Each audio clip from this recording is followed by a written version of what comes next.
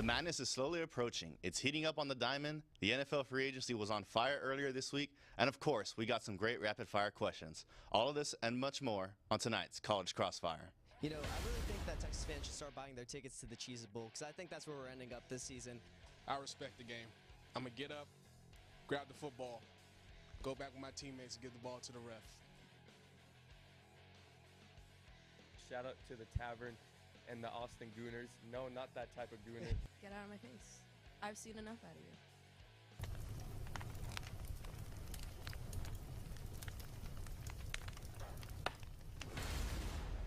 Welcome back to another College Crossfire episode. You may be wondering, who is this guy? What happened to my favorite Crossfire host, TJ Krylowitz? Well, he had to miss this week's show, so I, Grabiel Silva, will be your temporary host for today's episode. We have plenty of action coming your way, but before we get into the first round, I want to share that today's show is brought to you by Cat Metro, Austin's transit system. We connect you to work, school, play, and everywhere in between. So plan your ride anywhere in Austin this weekend at catmetro.org. For those who have never tuned in before, here are the rules for tonight's show. There will be 3 rounds containing 3 questions each. For every round, I'm going to dish out points in the amounts of 3, 2, and 1 based on our contestants' answers. Whoever has the most points from their answers by the end of the 3rd round will be crowned as this week's College Crossfire champion, and we'll get to return for our next episode. But there's a catch. Everyone must know before we begin our 3rd and final round, better known as the rapid fire round, is worth double the points, meaning no lead is safe. Also, our contestants have not yet been able to see or prepare these questions whatsoever, so they'll have to think on their feet and come up with their idea of the best possible answer. If there's a tie by the end of the rapid fire, I do not have a bonus question and we will do a coin flip to determine our Crossfire champion. Now that we've reviewed the rules, let's introduce our contestants. On first base, after I promised him a spot on the show for being on teleprompter last week, welcome to the show, Colin Flickinger. Good to be here. No mention of my Tournament of Champions win last semester.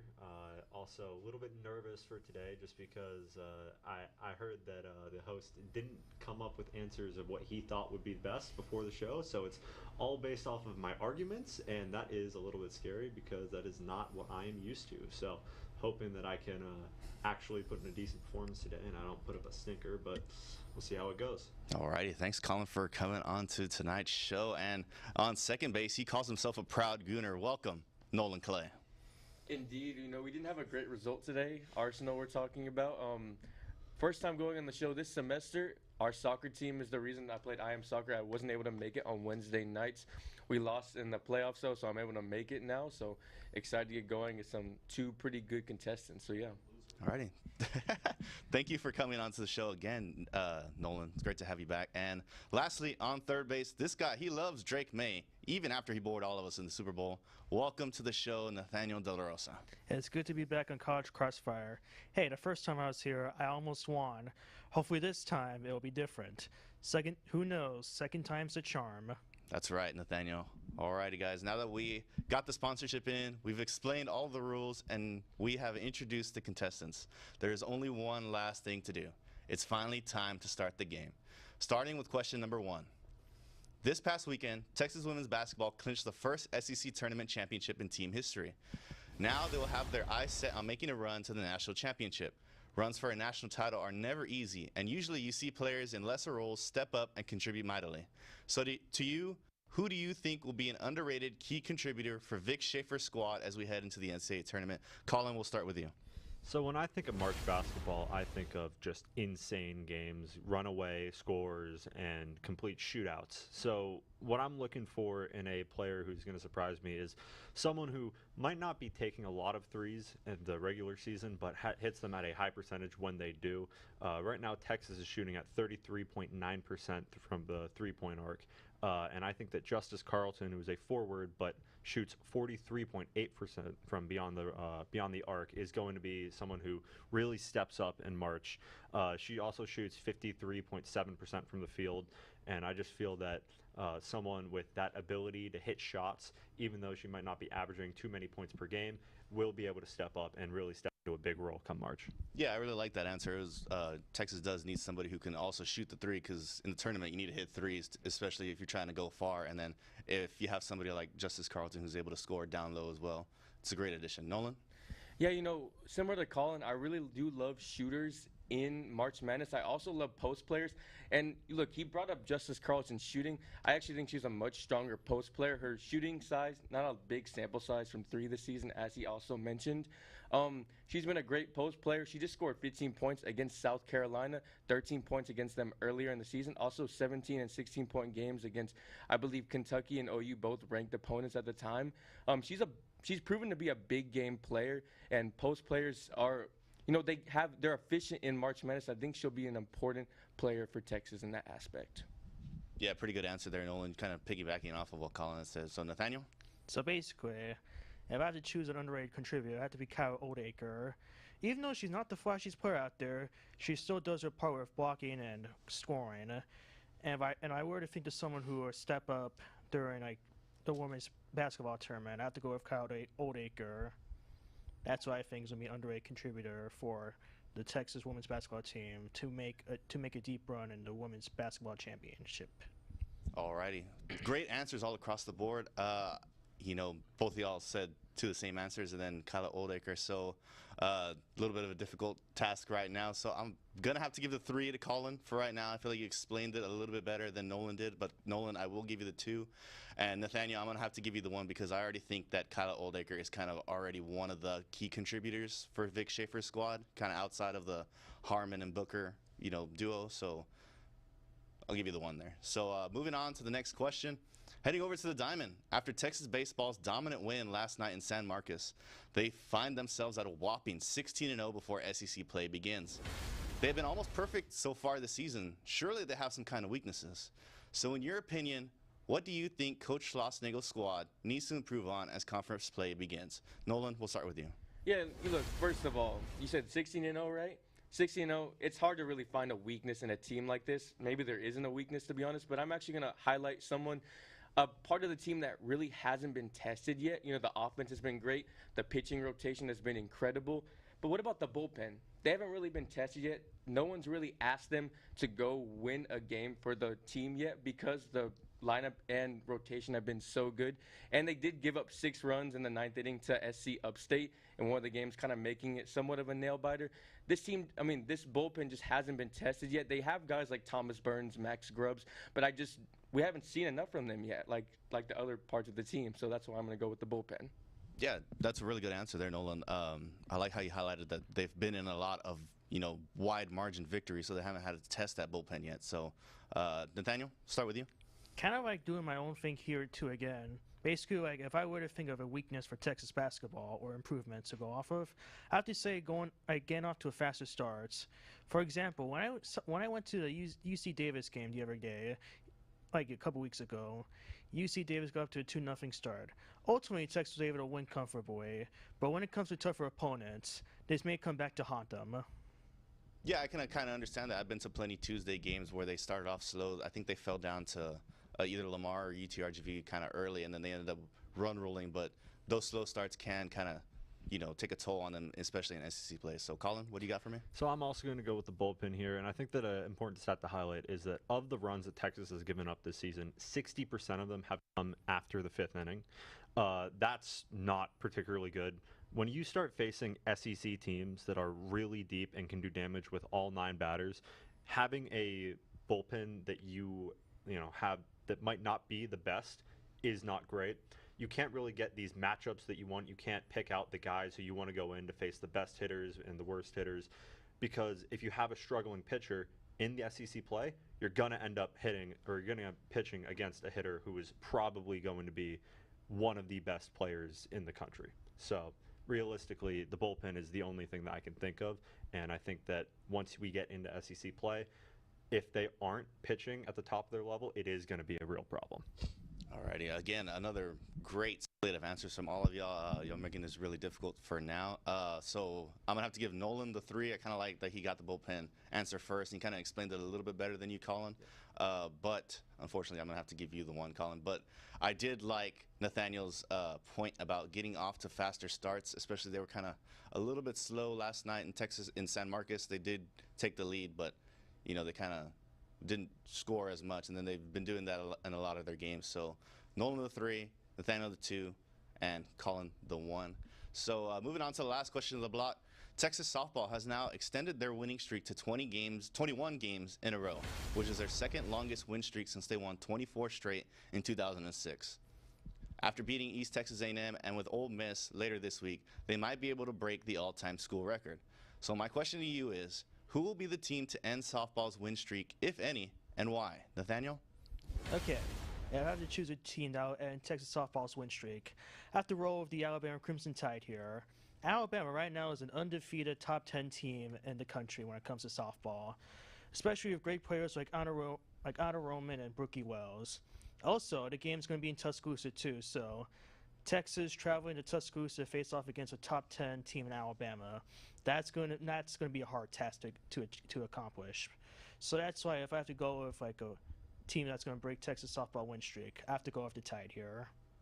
Yeah, really great answer. I mean, having to go on the road, hostile environment, top 10 matchup. Yeah, you really hit out the nail on the head right there. So, Colin? Yeah, I also have Alabama circled as the team that's probably going to get one over on Texas softball. They have one of the best pitching staffs in the country. They've only let up 3 runs at most in every game they've played this year. They're undefeated.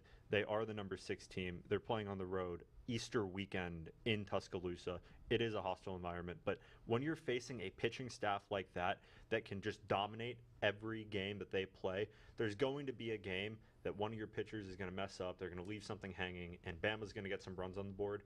And if Bama can keep up pitching the way that they are, I don't see a way that they don't come out with at least one win that 3-game series over Texas.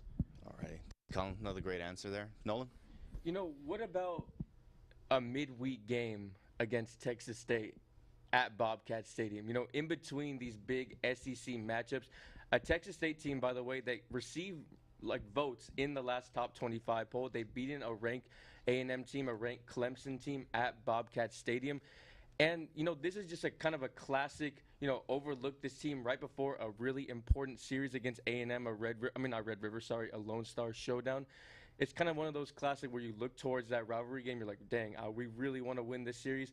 And then they overlook little Texas State, and they pull one over on you. So give me the Texas State Bobcats. Always a bogey team for Texas, it feels like. Yeah, great shout there, Nolan. I mean, kind of just, one of those games that, like you said, you're kind of looking forward to the weekend, and it bites you in the heels. But for this one, I'll have to give Colin the 3 for his Alabama answer. I liked your answer a little bit more than Nathaniel's. But Nolan, I did like your Texas State answer. I think that if any team could catch him on one bad off day, it could be Texas State on the road there in San Marcos. You never know what could happen, especially in a rowdy environment like that. And then, Nathaniel, I'm going to have to give you the 1. Nothing wrong with your answer, but I still think that just they kind of explained it a little bit better. So that's it for round 1 of this week's College Crossfire. Next up, the World Baseball Classic is in full swing. The NFL free agency got off to a hot start. All of this and more on College Crossfire.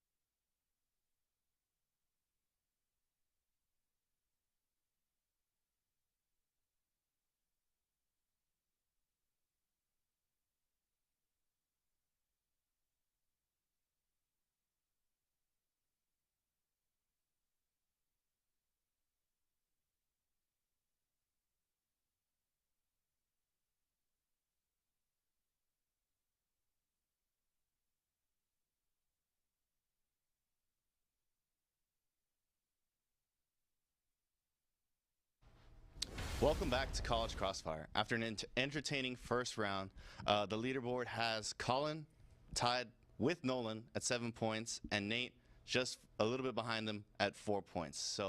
But we're not even halfway done yet, fellas. So let's get started with round number 2. The World Baseball Classic is in full swing with the final spots in the bracket getting filled in as we speak. Team USA had looked unbeatable, albeit against the likes of Brazil and Great Britain before they inexplicably lost to Team Italy last night.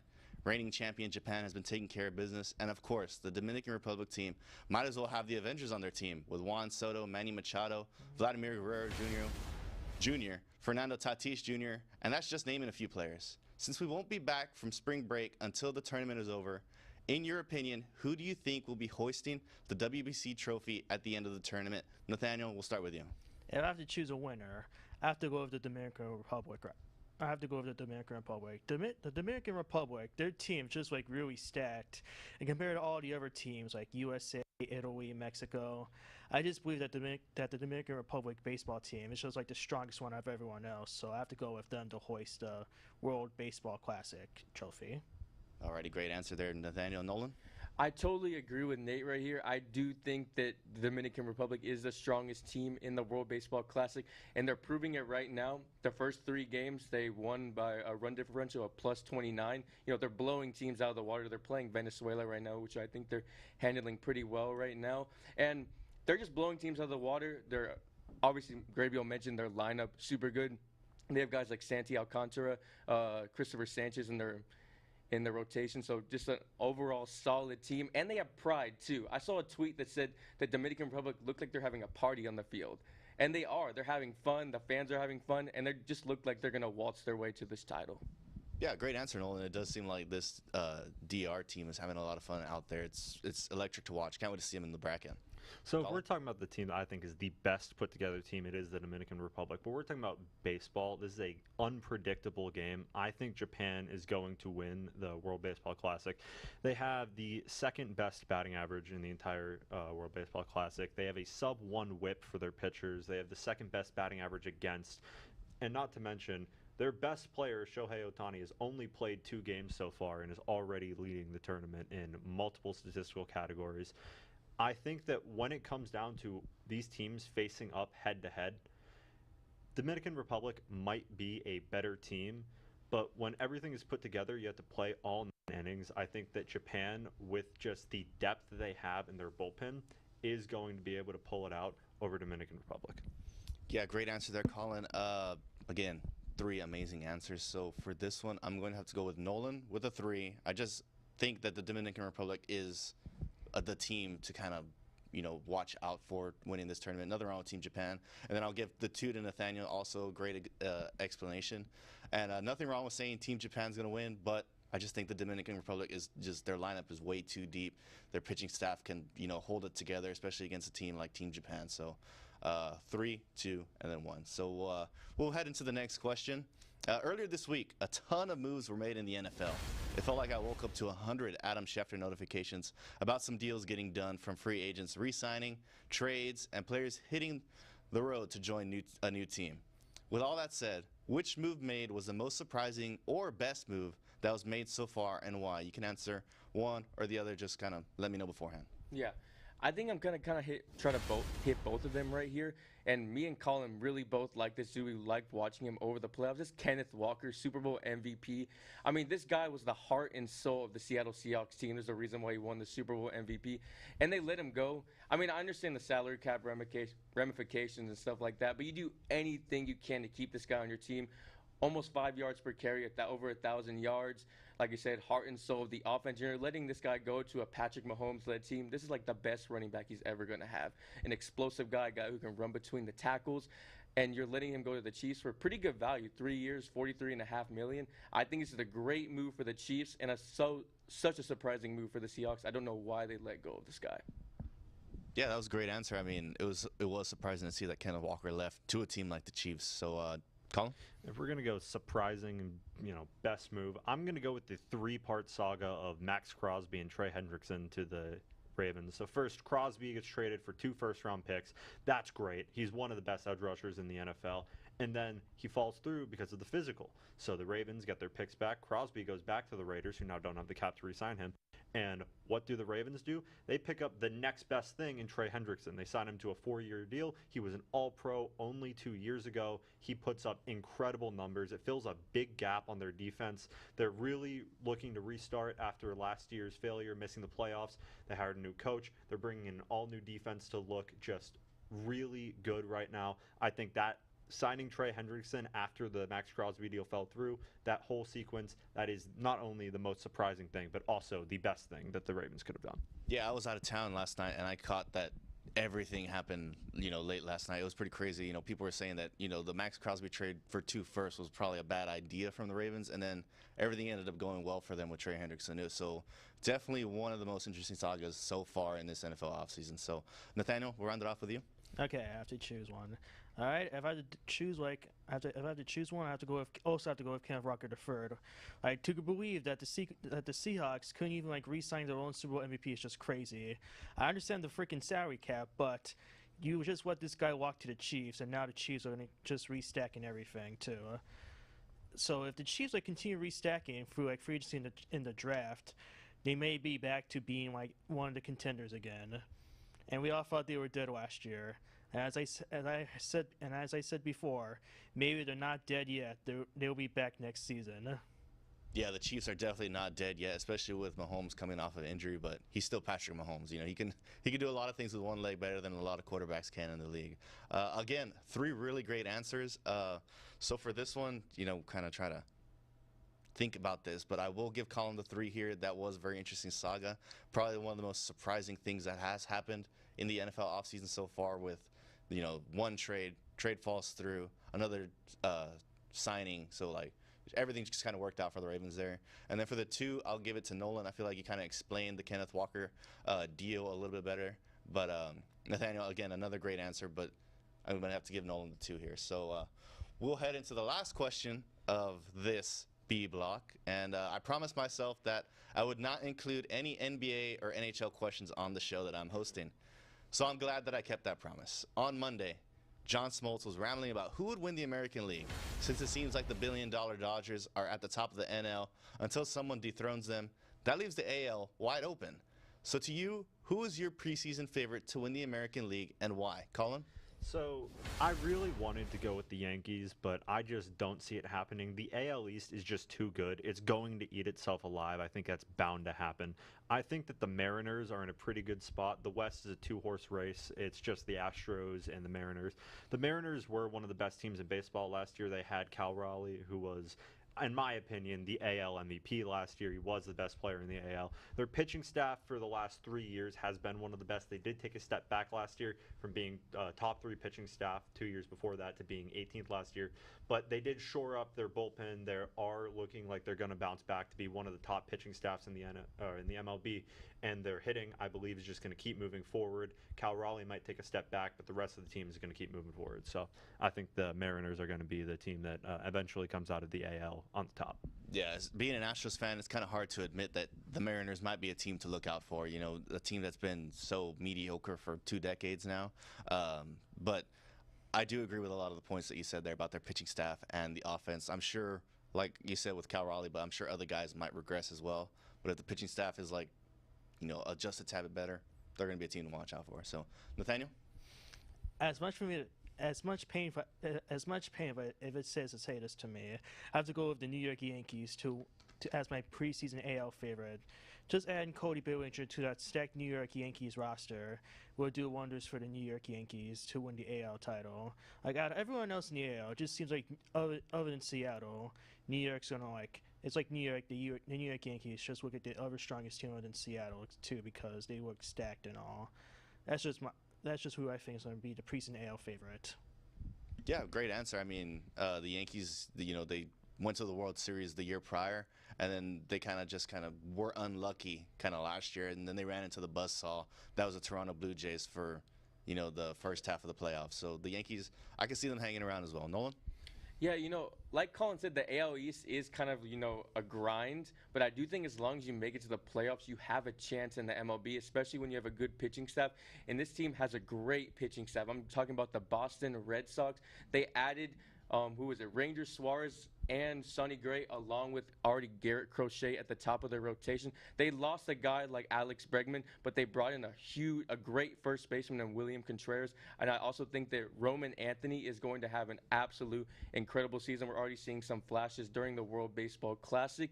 And I just think they're an all-around good team. Last year they were 4th in ERA. and they're also 7th in runs scored, and I think they're only better this season. So give me the Boston Red Sox as the AL favorite.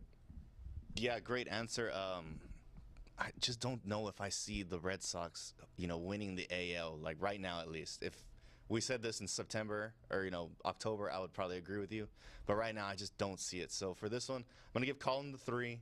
I really like the Mariners answered. The Mariners have a deep pitching staff. Their offense was, really good. And they were 1 game away from the World Series. They were 9 outs away, however many outs away they were from reaching the World Series. So I think that, they can probably get over the hump using last year's motivation to try to get to the World Series.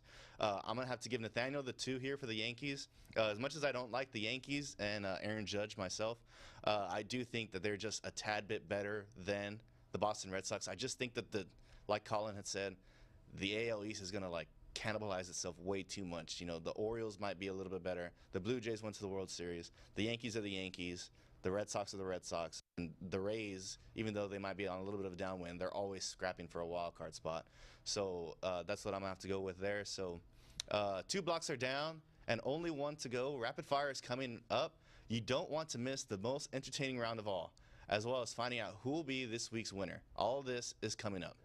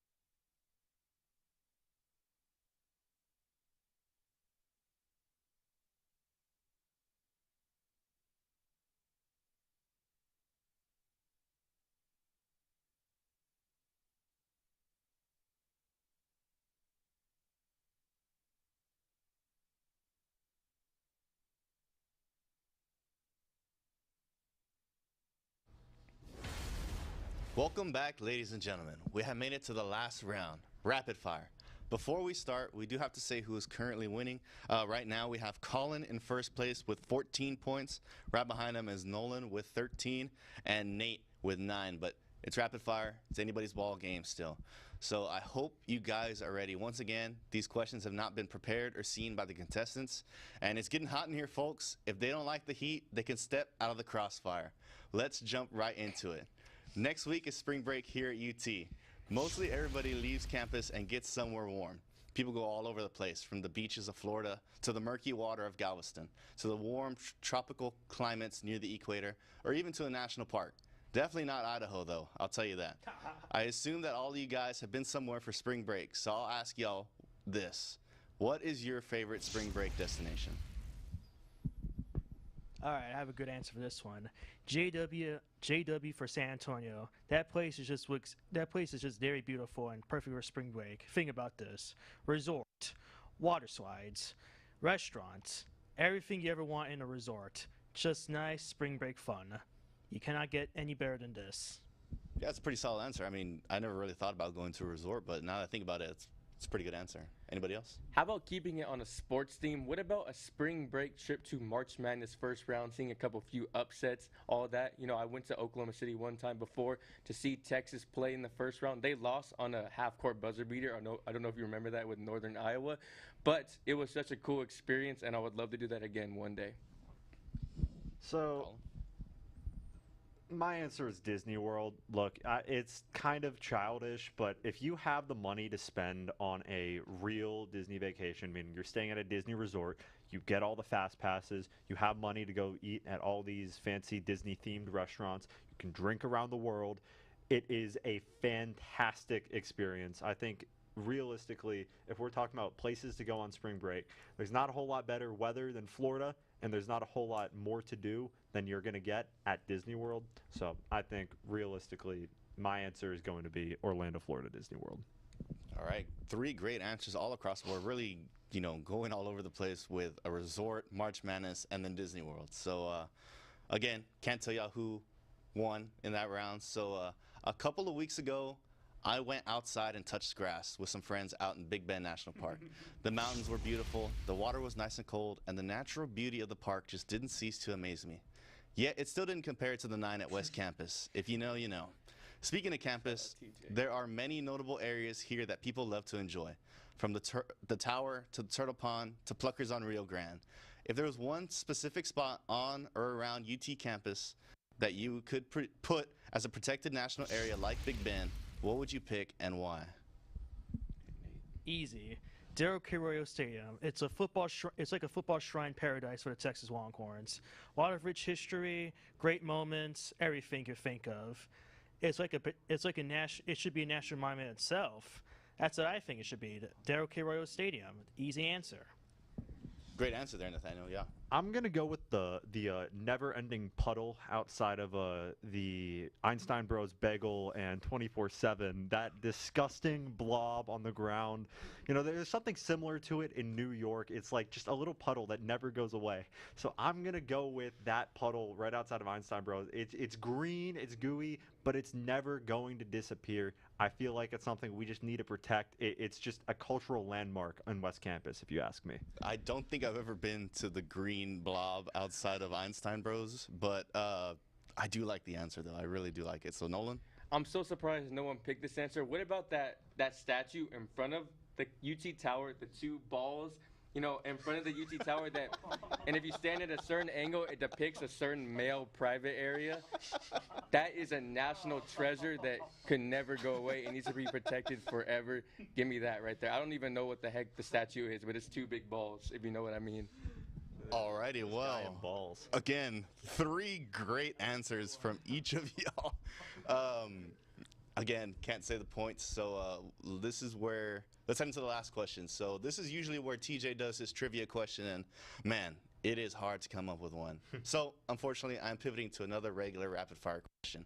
In this year's WBC, we saw some wacky team celebrations, like Team Italy's espresso machine, Great Britain's red coats, Mexico sombreros. These celebrations are also seen in the MLB. So if you were to come up with a dugout celebration for your squad, what would you do? All right, here we go. If I were to come up with a celebration dance, I have to do the iconic Michael Jackson moonwalk, just moonwalking all over the field and also just tying the opposition. That's the best way. That's the best dugout celebration I could think of. It's a lot of fun and also be very funny too. And I don't care if I get fined; I'll still do it anyways. Great answer there, the moonwalk, yeah. So I don't know if you've ever seen like those like medieval royalty carriers where you have a person having it's a pole on each side of like this cabin carriage thing, and people walk around and carry those on their shoulders, and then someone sits inside of it. I want my teammates to form human steps so I can walk up into the carriage and they carry me back to the dugout in that. If I'm hitting a home run in the World Baseball Classic against some of the best pitchers in the world, I want to be treated like I am royalty. So I'm going to go with a medieval royalty carriage. Okay. Nolan? One of the greatest rage bait celebrations of all time was Antoine Griezmann in the Champions League doing the take the L. I think it was against Arsenal, wasn't it? It was against someone. And I think a whole dugout doing the take the L celebration would just be incredibly hilarious, seeing how a team reacts to that. You know, it's just, I love seeing people rage baited, and I think that is a great way to do it. Alrighty, well, that was another round of great answers for each of you guys. So let me really quickly calculate the score real quick. I do not want to mess it up like some of my predecessors before me. So we will go with this. This is what I'm referring to. 12.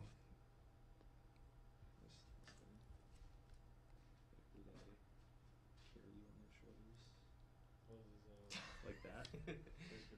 That'd be crazy. This is what I'm referring All right, we have a winner for tonight's show. What a show we had tonight.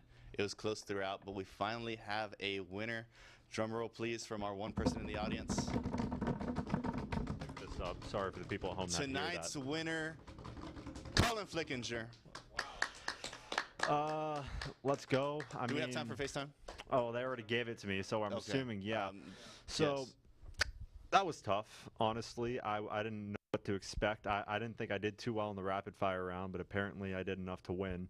So that's good. You know, I'm not gonna complain about winning. You know, if I can win tournament champions, I won 2 times last semester. I won this semester with a different host. I mean, feeling on top of the world right now. I don't know if anyone can beat me. So I'm looking forward to coming back in 2 weeks' time after spring break to beat whoever I'm going up against. So it's gonna be fun. Alrighty. Thank you, Colin. That was definitely an impressive showing tonight, and I congratulate you on the win. Thank you to everyone who makes this show possible, from the contestants to the in-studio personnel, all the people in Master Control, especially our temporary executive producers, Ian Masood and Tyler Strempel, and to you, the audience. Thanks for watching. I'll give a special shout out to my family and friends watching back home. Thank you all for tuning in tonight. And to Papo, I hope you enjoyed watching this one from above. Remember to tune in to our other shows here at TSTV Sports, which include the 1-0 Sports Show on Friday at 11 and College Press Box on Tuesday at 6. We're glad you joined us here for College Crossfire, and we hope to see you after spring break to watch Colin try to defend his title. This has been Grabiel Silva. Have a great night and a safe spring break.